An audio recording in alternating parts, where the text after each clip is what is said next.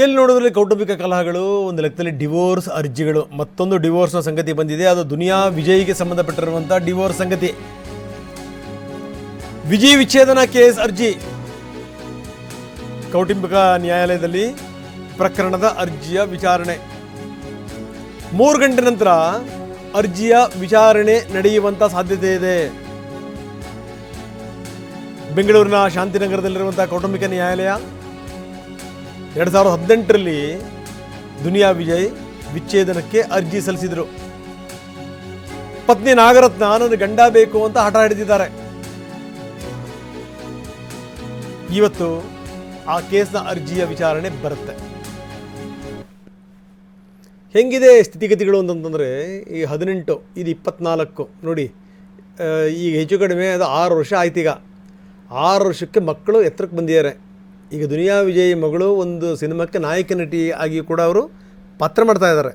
ಚಿಕ್ಕ ಚಿಕ್ಕ ಮಕ್ಕಳುಗಳಿದ್ದು, ನಾವೆಲ್ಲ ಈ ದುನಿಯಾ ವಿಜಯ್ ಇಂಟರ್ವ್ಯೂಗೆ ಹೋದಂಥ ಸಂದರ್ಭದಲ್ಲಿ ಪುಟ್ಟ ಪುಟ್ಟ ಮಕ್ಕಳುಗಳವು ಈಗೆಲ್ಲ ಎದೆ ಎತ್ತರಕ್ಕೆ ಬೆಳೆದಿವೆ.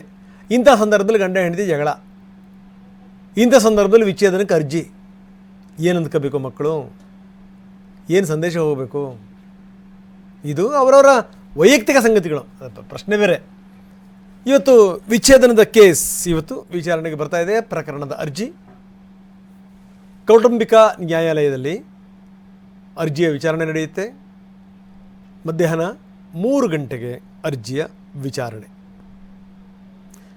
ನನಗೆ ಗಂಡ ಬೇಕು ಅಂತ ನಾಗರತ್ನ ಹಠ ಹಿಡಿದಿದ್ದಾರೆ. ನನಗೆ ವಿಚ್ಛೇದನ ಬೇಕು ಅಂತ ದುನಿಯಾ ವಿಜಯ್ ಕೇಳ್ತಾ ಇದ್ದಾರೆ.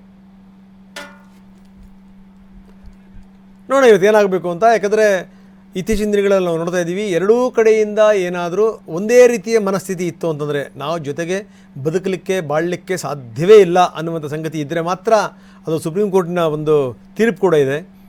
ಭಾಳ ಬೇಗನೆ ಅದರ ಅರ್ಜಿ ವಿಲೇವಾರಿ ಆಗಿಬಿಡಬೇಕು. ಒಂದು ಸರಿ ಕೇಳಿ ಆಗಲಿಲ್ಲ ಅಂತಂದರೆ ಅವ್ರಿಗೆ ಕಳಿಸ್ಬಿಡಿ ಅಂತೇಳಿ ಅಂತ. ಆದರೆ ಇದೇನು ಅಂತಂದರೆ, ಒಬ್ಬರು ನಮಗೆ ಗಂಡ ಬೇಕು ಅಂತಾರೆ, ಇನ್ನೊಬ್ಬ ನನಗೆ ಹೆಂಡತಿ ಬೇಡ ಅಂತಂತಾರೆ. ಸೊ ಇದನ್ನು ಯಾವ ರೀತಿ ಮಾಡ್ತಾರೆ? ಇಲ್ಲಿ 18ರಿಂದ ಇಲ್ಲಿ ತನಕ ಸಾಕಷ್ಟು ಡೆವಲಪ್ಮೆಂಟ್ಗಳಾಗಿದೆ. ಎಷ್ಟೋ ಸಂದರ್ಭದಲ್ಲಿ ಮನವೊಲಿಸುವಂಥ ಪ್ರಕ್ರಿಯೆಗಳಾಗಿದೆ, ಮಾತುಕತೆಗಳಾಗಿದೆ.